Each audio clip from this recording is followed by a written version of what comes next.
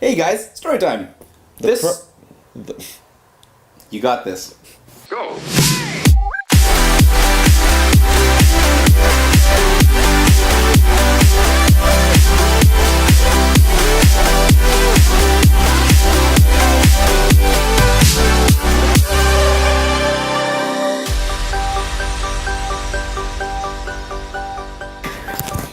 The pros and the cons of traveling solo. A few people have actually asked us, like, hey, I want to go traveling, etc., but I don't have like a solid group of friends that I can go with, so I got to go by myself, and I've never been anywhere. It's kind of scary. Like, what's the deal? Where should I go? Is it a good idea or a bad idea? Should I wait until I get people to come out with me, etc.?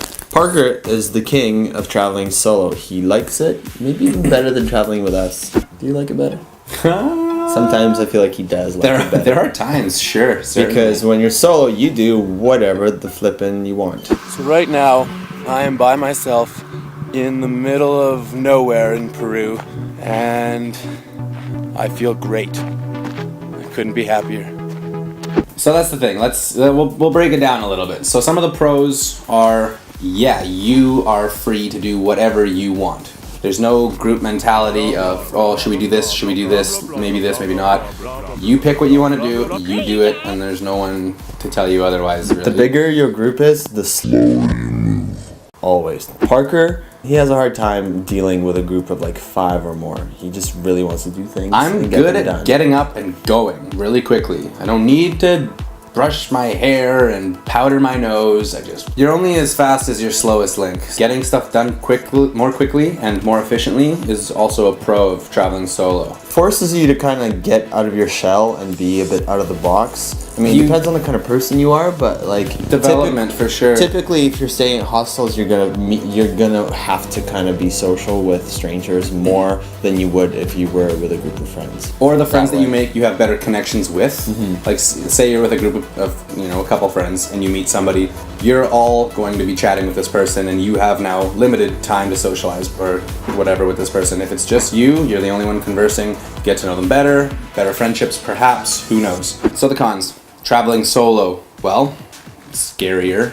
Yeah, it's probably more dangerous. It's lonely. You won't have any friends sometimes. Sometimes you'll be all alone on a train going somewhere. It is lonelier, but like that's potential for a pro, because now you're gonna meet more people. But it also depends on how social and outgoing you are as a person. Never been an issue for us, but not everyone is like us. Personally, I'm not a big fan of traveling solo. I like being with friends. It's more expensive traveling solo. Like, you save money on transport and like accommodation. Those are the first two things that you'll save more money as a group. A really smart thing that we started doing, we kind of learned later in our travels, is that you can save money by putting like 4 of you in one big hotel room and have a great, nice amenity to sleep in. 2 queen beds. And it's cheaper than 4 of you in one hostel. Mm-hmm. Group rates are usually better. Or what's the trick that Riker always does, I feel? We all want to do something, and so he walks up solo and he'll ask someone, hey, how much is it for this? And they'll give you a price, and then he says, okay, what if we get 4 of activities. Those? What's a better deal? Anytime we do any transport or activities or anything, Riker will try and negotiate some kind of group discount deal.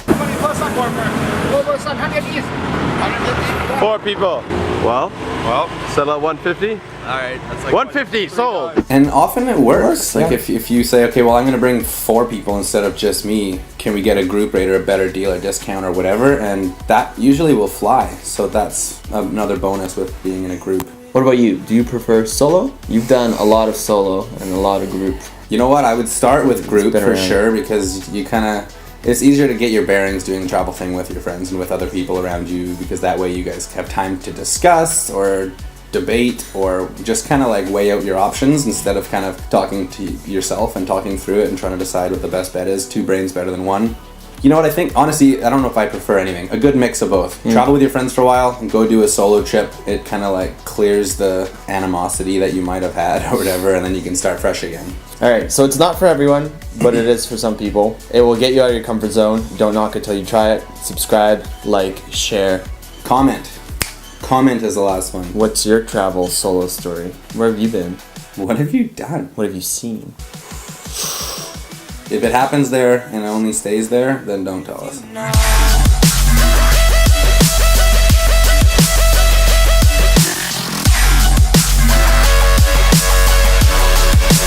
Here with you.